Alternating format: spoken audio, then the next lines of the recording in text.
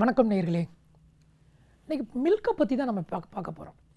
பால் அவசியமா? உண்மையிலேயே மனிதர்கள் எல்லாருக்குமே நம்ம பால் சாப்பிட்டே ஆகணுமா அப்படிங்கிறது.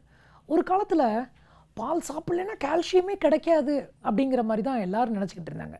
பட் ஆக்சுவலாக உண்மை என்ன அப்படின்னா, அதிலிருந்து கிடைக்கக்கூடிய நன்மைகளை காட்டிலும் இன்றைக்கி இருக்கிற தொற்றா நோய்களுக்குரிய என்ன சொல்கிறது கெடுதல், அதுக்கு ஒரு முதல் காரணமே பாலை தான் சொல்கிறாங்க. அப்போ மில்கை நம்ம எவ்வளவுக்கு தேவையில்லாமல் குடிக்கிறத கட் பண்ணோம் அப்படின்னா ஈஸியாக ஹெல்த் அச்சீவ் பண்ணிடலாம். யாருக்கு பால் ரொம்ப அவசியம்? சின்ன குழந்தை. அந்த குழந்தைக்கு மருத்துவர்கள் என்ன சொல்கிறாங்க? குழந்தை மருத்துவர் வருடம் முழுக்க தாய்ப்பால் மட்டுமே போதுமானதுன்னு தான் சொல்கிறாங்க. ஏன்னா அதில் மட்டும்தான் உடலுக்கு தேவையான அளவில் கரெக்டாக எல்லா காம்போசிஷனும் இருக்குது. ஆனால் மாட்டிலேருந்து வர்ற பாலில் அந்த காம்போசிஷனுக்கு அதுக்கும் நிறைய டிஃப்ரென்ஸ் இருக்குது. நம்மளுக்கு தேவை இல்லை. ஒரு குழந்தையாக இருக்கும்போது பாலை ஜீரணிக்கக்கூடிய சக்தி நம்ம உடம்புல இருக்கும். ஆனால் நம்ம வளர வளர அது ரொம்ப ரொம்ப கம்மி, இல்லை கிடையாது. அப்போ என்ன, அது கிரகிக்கக்கூடிய தன்மையே இல்லாதப்ப அதையும் நம்ம போய் எடுத்துக்கிட்டு இருக்கணும். இன்னொன்று, காஃபி டீ மெஜாரிட்டி பால் இல்லாமல் குடிக்கிறது இல்லை. அதில் நம்மளுக்கு 2 கப் கிடச்சிருதா? இது மட்டும் இல்லாமல் மோர் சாப்பிட்றோம், தயிர் சாப்பிட்றோம், பால் சம்மந்தப்பட்ட பொருட்கள் நிறையா எடுத்துக்கிட்டு இருக்கோம் இல்லையா? பனீர், பட்டர், சீஸ், இந்த மாதிரி இது பால்கோவா, அந்த மாதிரி நிறையா சாப்பிட்றோம். அதுலேயும் கிடைக்கும். அப்புறம் இது இல்லாமல் எதுக்கு 3 வேளை இட்லி, தோசை, சோறு, சப்பாத்தி சாப்பிட்டு நைட்டு படுக்க போகும்போது 1 டம்ளர் பால்? எதற்கு? இப்படி பாலை நைட்டு படுக்க போகும்போது 1 டம்ளர் பால் குடித்தோம் அப்படின்னா கொரட்டை வரும், தொப்பை வைக்கும், கொலஸ்ட்ரால் கூடும். அப்போ பாலில் கொலஸ்ட்ரால் இருக்கா? இருக்குது அப்படிங்கிறத மறந்துடாதீங்க. பாலை இன்னும் கொஞ்சம் ஒரு ஸ்டெப் உள்ளே போகலாமே. 2 போர்ஷன் இருக்குங்க. ஒன்று ஒயிட், இன்னொன்று எல்லோ. அது ஒன்று ஒயிட், ஒன்று எல்லோ. Yellow fat. அந்த ஃபேட்டை விட்டுருவோம். அந்த ஒயிட் போர்ஷன் ஆஃப் பால் இருக்கு இல்லையா, அதில் ஒரு புரோட்டீன், புரதச்சத்து இருக்குது. என்னது? கேசின் அப்படிங்கிற ஒரு புரதச்சத்து இருக்குது.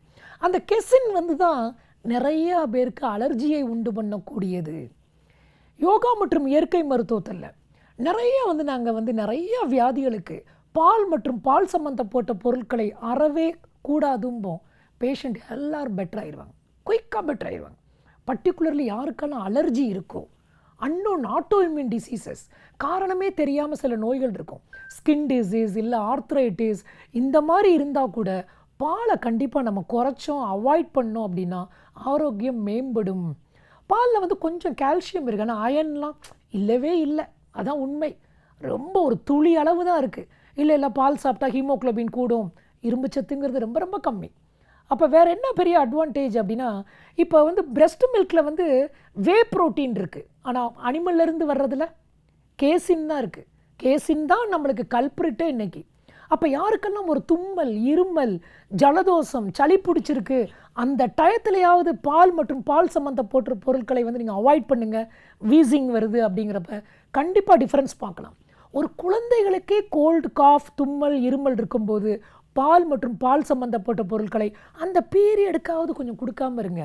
கண்டிப்பாக அந்த குழந்தைக்கு ரொம்ப ஃபாஸ்ட்டாக ரெக்கவரி வர்றதை நீங்கள் பார்க்க போகிறீங்க நாளையிலேருந்து. அப்போ பாலை தேவையில்லாமல் சாப்பிட்றது வேண்டாம். எந்த அனிமலும் வளர்ந்த பிறகு குடிக்கிறது இல்லைங்க. அதுவும் இன்னொரு அனிமல் பாலை போய் நம்ம தான் வளர்ந்த பிறகும் பாலுக்கு பின்னாடி, மாட்டுக்கு பின்னாடி ஓடிக்கிட்டே இருக்கும். இன்ஃபேக்ட் அதிகமான கேஸின் எதில் இருக்குன்னா எருமைப்பால். கம்பேரிட்டிவ் பசும்பாலை கம்பேர் பண்ணும்போது அதில் கொழுப்பும் அதிகம், வேறு கேலரிஸும் அதிகம். அப்புறம் இது இல்லாமல் சில பேர் சுகரை வேறு போட்டு குடிப்பாங்க. பால்லையே சுகர் இருக்குங்க. சுகர் இல்லாமையே பால்லையே என்னது இனிப்புத்தன்மை உள்ளே நிறைஞ்சிருக்கு. அப்போ இதெல்லாமே ஒரு டேஸ்ட்டு தான் ஒழிய ஆரோக்கியத்துக்கு அப்படின்னு நம்ம எடுத்துக்கொள்ள கூடவே கூடாது. தயவுசெய்து மறந்துடாதீங்க.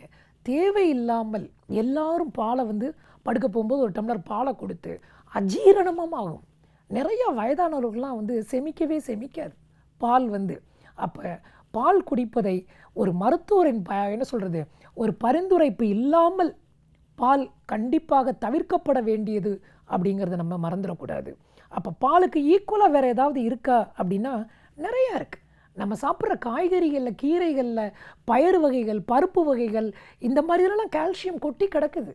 ராகியில், கருப்பு உளுந்தில், எள்ளில் போதும். அது மோர் தென் எனஃப். பாலை குடிச்சு தான் கால்சியம் வரணுமா அப்படின்னா கிடையவே கிடையாது. ஸோ பாலை தேவையில்லாமல் தனியாக குடிக்கிற பழக்கத்தில் இருந்துச்சு அப்படின்னா வெளியே வந்துடுவோம். காஃபி, டீ இல்லை மோர் தயிர் குடிக்கிறோம், அதில் ப்ரோபயாட்டிக் கொஞ்சம் ஃபெர்மெண்ட் ஆயிடுது, அதில் உள்ள நம்மளுக்கு சத்துக்கள் போதுமானது. இதை பற்றி மீண்டும் சந்திப்போம். நன்றி, வணக்கம்.